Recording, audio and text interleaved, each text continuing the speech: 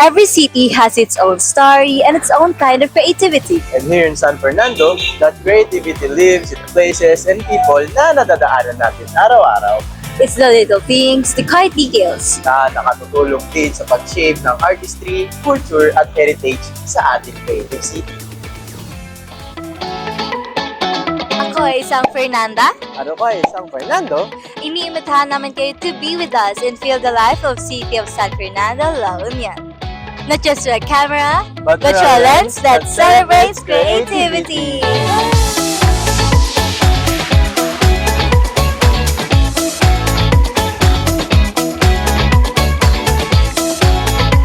Naimbag nga daw ka Fernanda at Fernando.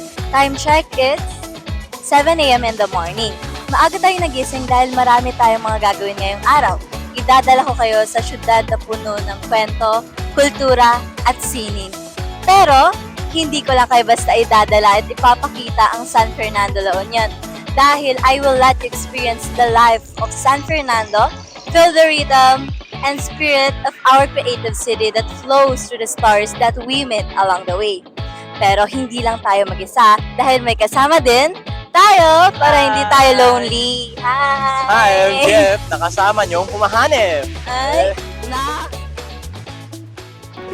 Every corner of the city tells a story waiting to be discovered.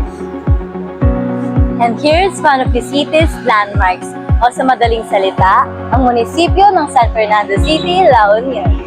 Sa ilang dekada na itong nakatayo, it has witnessed the city's journey, serving as a center of governance, gathering place for the people, and a silent witness to our history that lives within. At konting lakad lang, you will find a sanctuary of faith. It is a church where people come together, where they sing from the heart while praying, and every song reflects the creative spirit that flows through this city.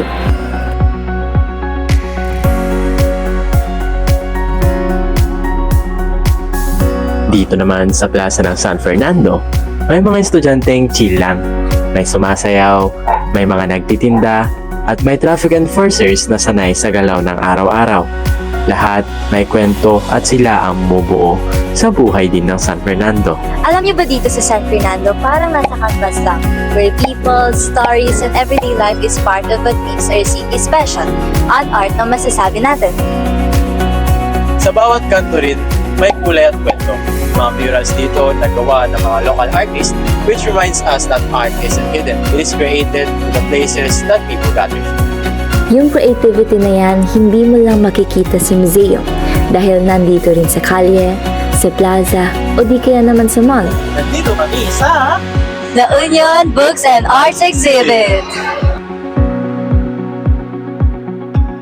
And this is what makes San Fernando special and creative because here, art is an identity and expression to the community.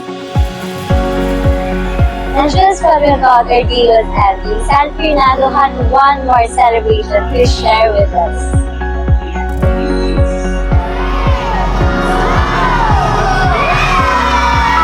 Dito na nagsasama-sama ang lahat. The art, the culture, the people, and the joy.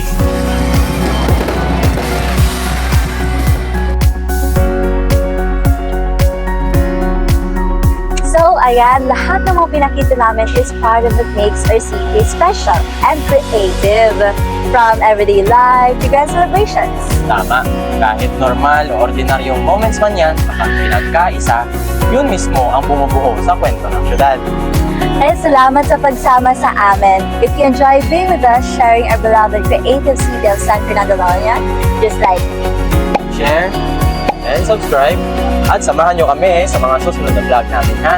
yes, muli ako isang Fernanda. Ano kayo, isang Fernando? Dito, sabay-sabay, pantay-pantay, Lahat aangat, San Fernando para sa lahat. San Fernando time. San Fernando, San Fernando.